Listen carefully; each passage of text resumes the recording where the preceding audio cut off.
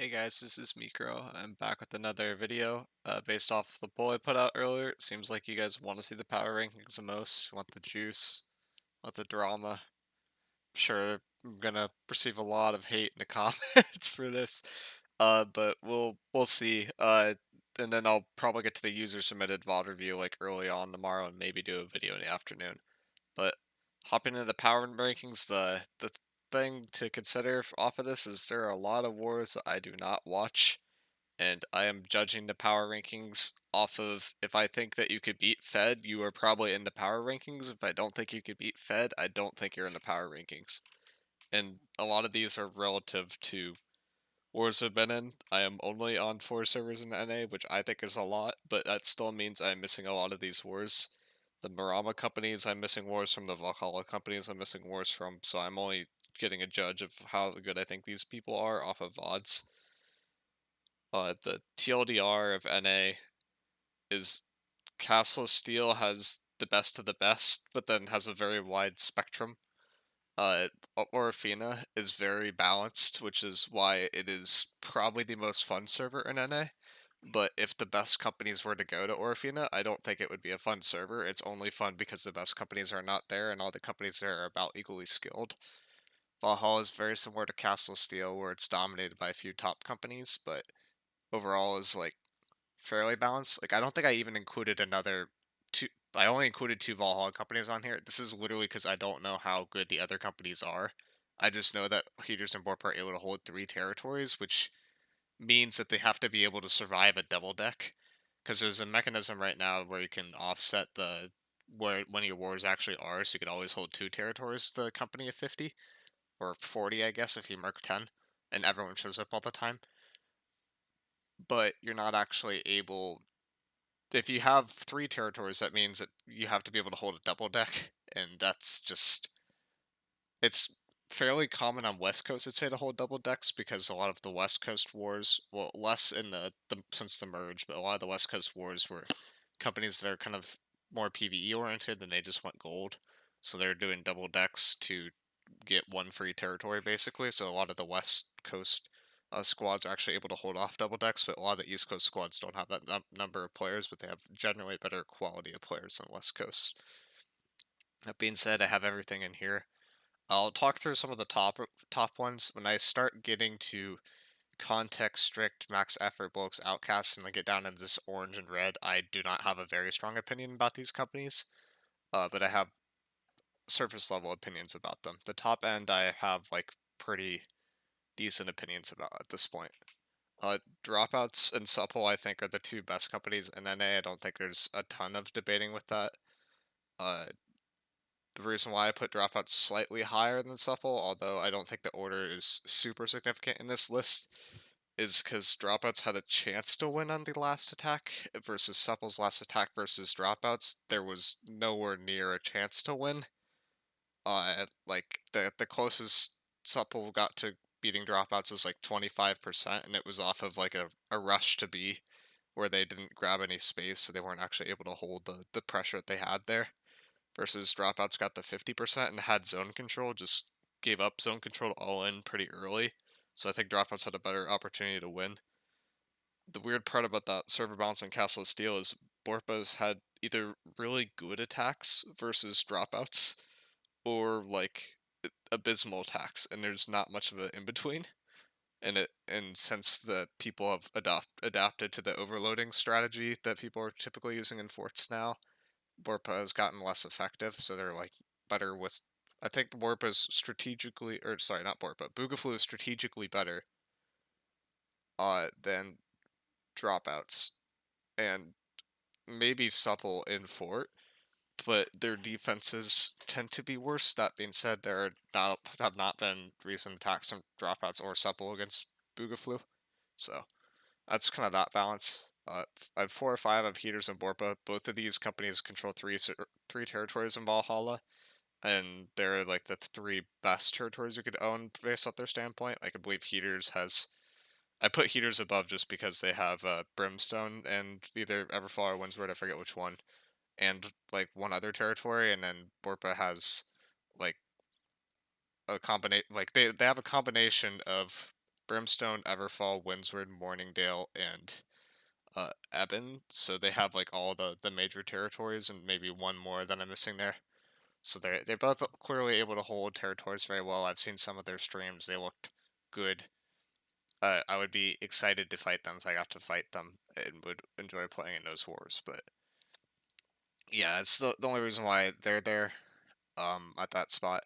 I think them and Boogaflu are actually like fairly even. Boogaflu has actually just has the best mental of any company I've seen because they just have not won in a long time. That being said, a lot of Castle Steel stuff has not been wins recently. Dropouts won a lot of territory at the beginning. Uh, I'm honestly not sure exactly why we won a lot of territory at the beginning. I think it's a combination of having a musket that we did not realize was using the exploit before anyone knew about it and just wasn't telling anyone, or or like a combination of just a little bit better fort strategy at the time where we got up top and people didn't know how to deal with it, but once people adapted to that, it became a lot less effective. So, yeah, that's where I would rate the top. Dropouts and supple I'd put in S.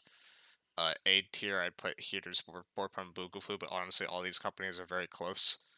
The tiers I separate are off of like I think everyone within a tier could be moved around a little bit. I think the separation between tiers is like decently close. Like Boogaloo versus Strawberry, I think is decently close, but there's a wider gap between like the middle of each tier and the upper end of these tiers. So, like I think most of these companies are close, and it's hard to like. I'm literally making opinions off of like if you won a war in like 15 minutes versus winning a war in 20 minutes, which is at the end of the day is not really that big of a deal, but that's all I kind of have to go off of on these.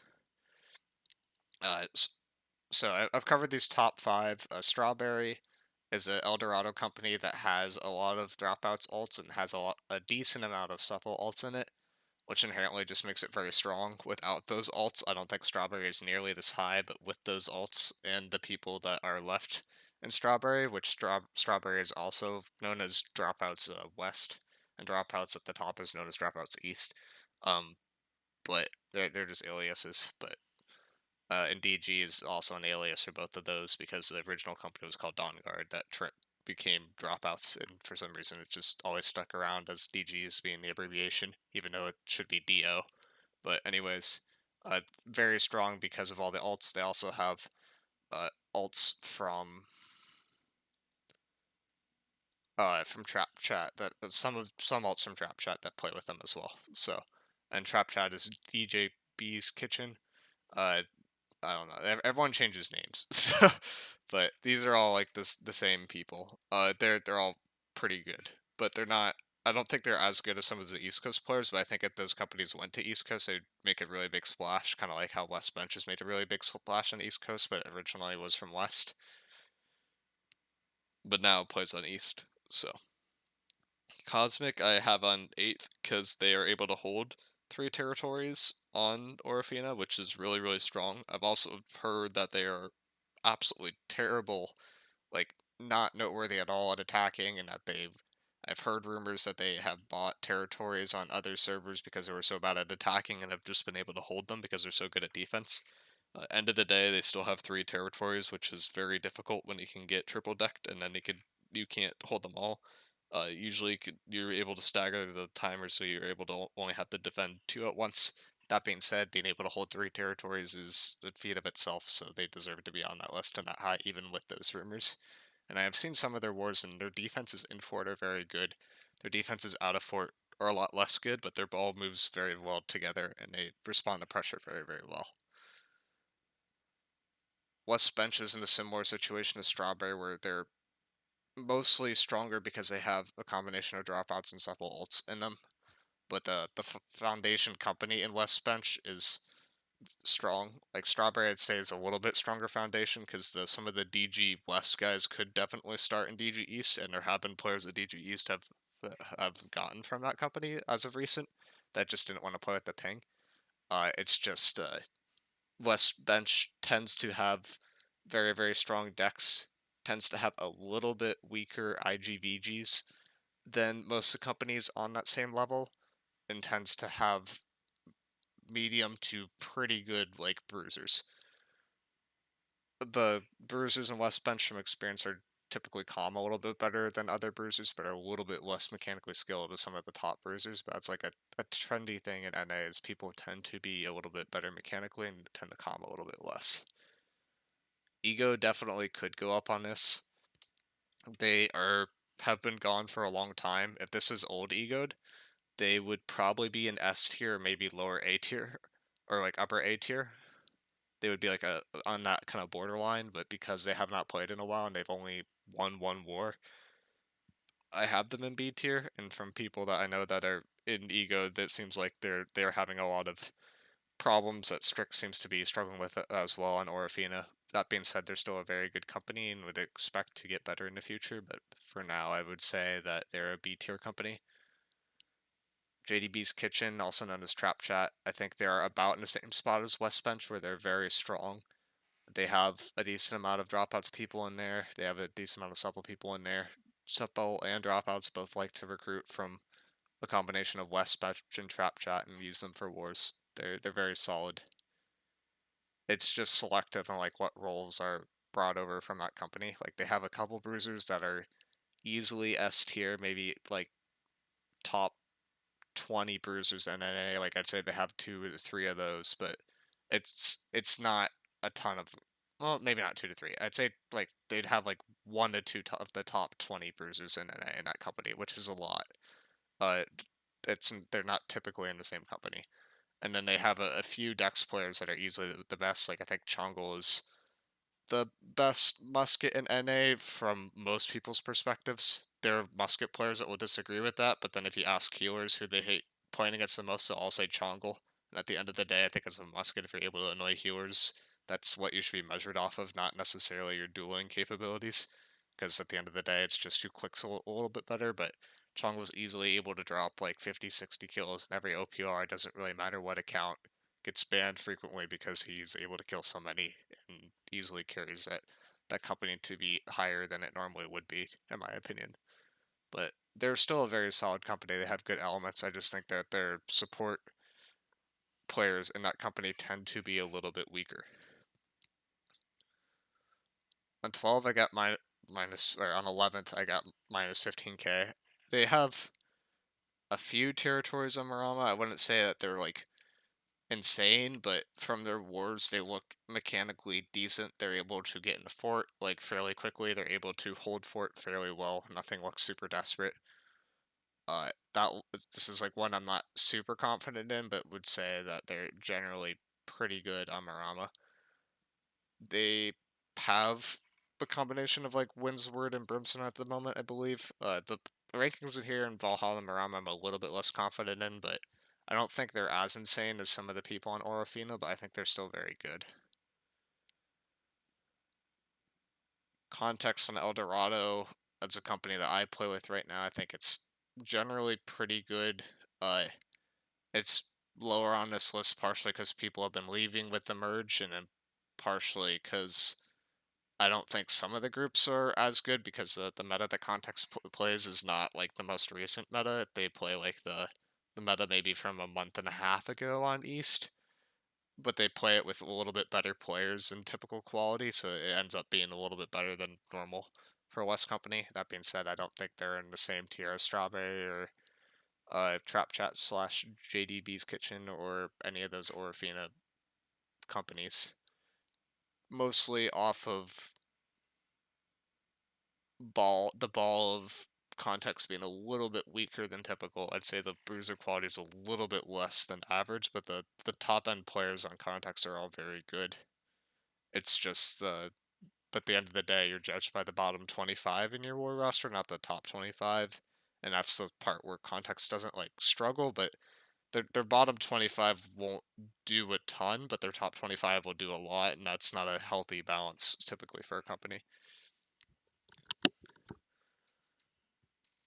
Strict, I would say, is pretty good, but from from having people that have played in those wars, it seems like they have a lot to work on in terms of strat. A lot of these companies that are lower would benefit greatly from having a good shot caller, but there are just simply not that many good shot callers in the game. Like I could only name like maybe 4 to 5 shot callers in NA off the top of my head, and that's if you don't have one of those, it definitely hurts. But I'd say that Strict is like can get better, but they've definitely been on the downtrend. Like a week ago, I probably would have had them in B tier, but now I'd put them in C tier. And yeah, some of these that we'll never see, like we'll never see a Context versus Strict War, but I would imagine it would slightly favor Context just because of Context is top and probably being able to make a little bit better plays. Main thing Context lacks from those, like the lack of decks and like a little bit less quality overall in army, as I talked about before. Max Effort owns 2 territories in Marama.